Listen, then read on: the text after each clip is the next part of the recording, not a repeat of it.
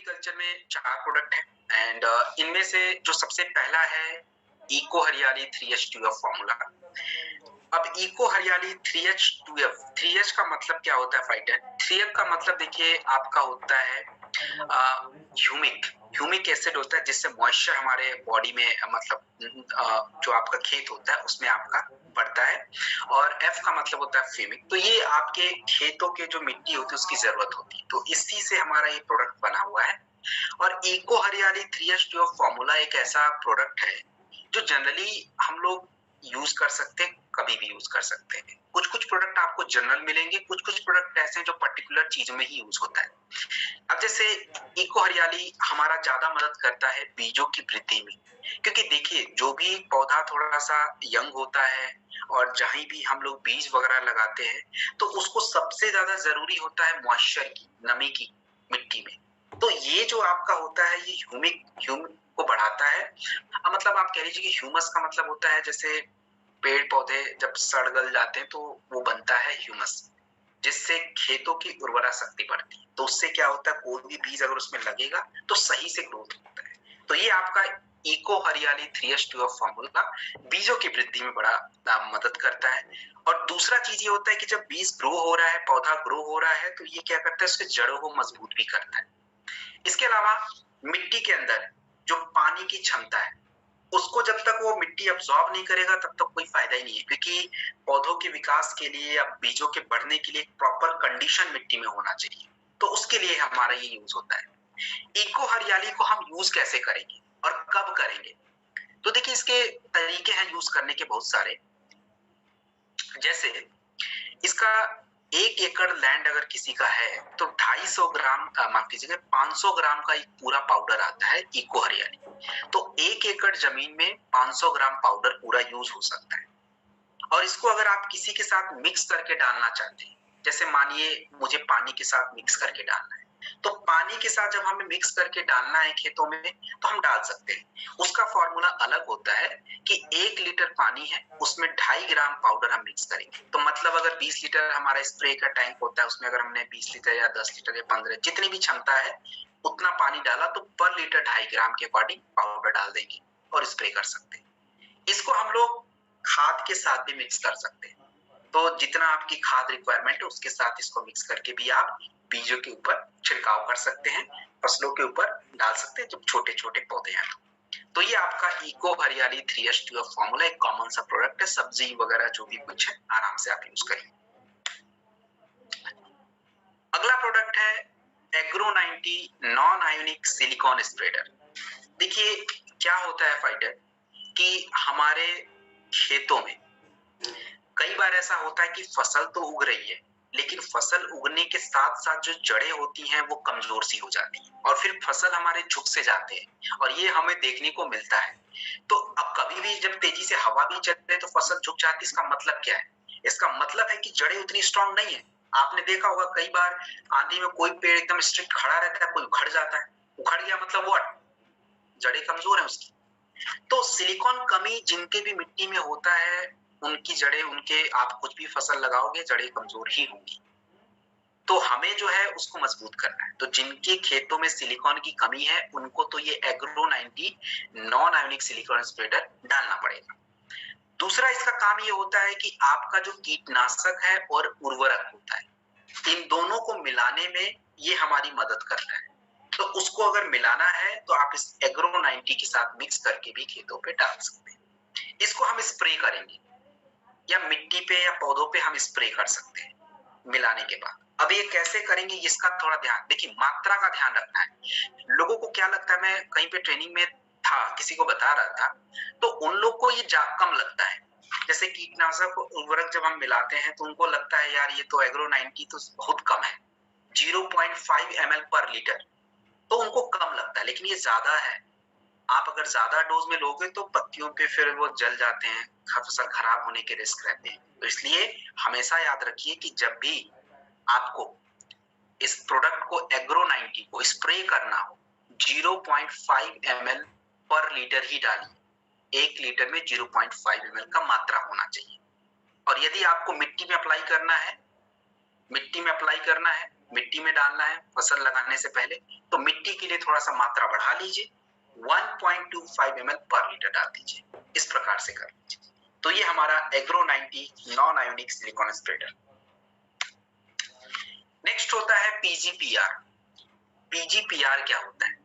देखिए, पीजीपीआर का मतलब होता है fighter plant growth promoting rhizobacteria. हमारे खेतों में क्या होता है कि जो भी खेतों में जब हम फसल लगाते हैं तो आप कभी भी कोई भी जमीन में कोई भी पौधा जाके जहां उखाड़ के आप देखेंगे तो वहां पे 2-4 कीड़े मकोड़े आपको मिलेंगे, और एक्चुअली ये हेल्दी मिट्टी की निशानी होती है।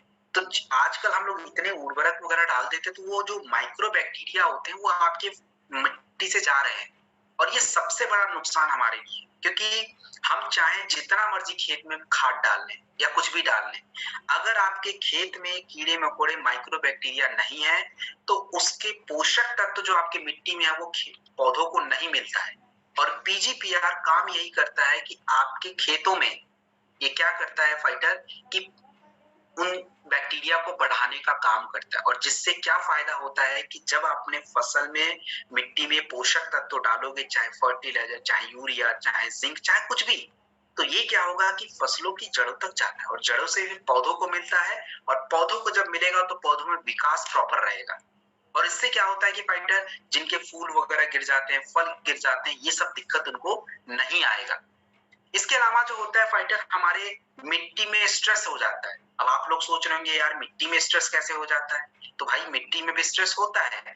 मिट्टी में स्ट्रेस होने का कारण क्या है? अब जैसे आपको मैं समझाने की कोशिश करता हूँ, जितने लोगों का फसल खेत रोड के किनारे है, तो जिनका भी रोड के किनारे खेत रहता है, ज्यादातर मिट्टी में उनके लेड हो जाता है। लेड मतलब जो गाड़ियों के धुओं से निकलता है, ये सब केमिकल्स तो ये है।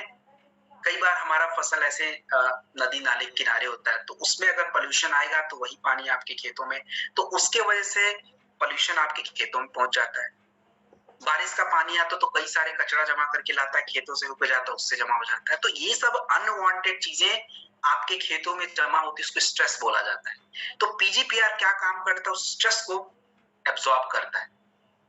तो बेसिकली आपके पौधों के लिए, स्पेशली जिन पौधों में नाइट्रोजन की जरूरत होती है, उनमें ये पीजीपीआर का सबसे ज्यादा यूज करना चाहिए, क्योंकि नाइट्रोजन जो होता है बिना बैक्टीरिया माइक्रो बैक्टीरिया के यूज ही नहीं होगा। आप चाहे जितना मन की खाद डाल दी, वो तो मिट्टी में आपने डाला ना, पौधों में तो डाला नहीं, और पौधों में पहुंचाने का काम माइक्रो बैक्टीरिया का है। तो पीजीपीआर एक हमारा प्लांट ग्रोथ प्रमोटर है।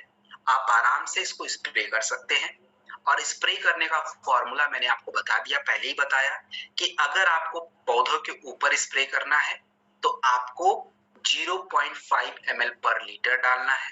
मिट्टी में अगर आपको इसको यूज करना है तो 1.25 ml पर लीटर पानी में यूज करना होता है। तो ये पौधों के विकास के, स्पेशली जो पौधे को प्रॉपर विकास वगैरह नहीं मिलता उसमें दीजिए, और स्पेशली नाइट्रोजन वाले जिनमें ज्यादा यूज होता है जिन फसलों में, उनमें जरूर डालिए।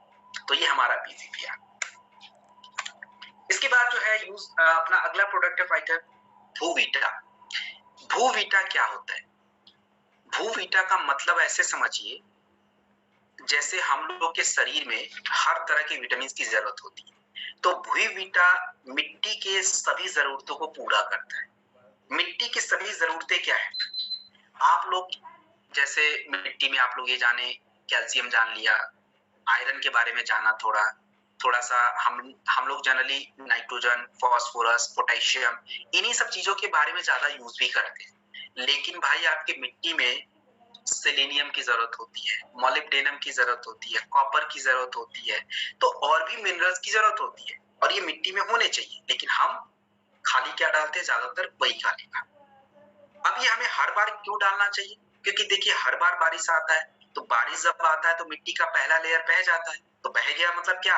आपके पोषक तत्व तो गए, वो तो बह गए, तो हर बार आपको डालना पड़ता है। तो ये जो भूवीटा होता है, ये मिट्टी के अंदर जितने भी पोषक तत्वों की जरूरत होती है उसकी मात्रा को बढ़ाता है, नंबर 1। दूसरा काम ये होता है कि मिट्टी के अंदर थोड़े बैक्टीरिया भी बढ़ने चाहिए, उसको भी बढ़ाता है।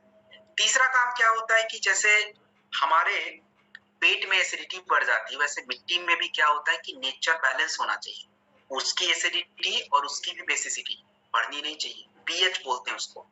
ज्यादा अगर मिट्टी आपका एसिडिक होगा तो फसल पे असर पड़ता है, ज्यादा क्षारीय हो गया तो भी फसल पे असर पड़ेगा, तो वो बैलेंस होना चाहिए।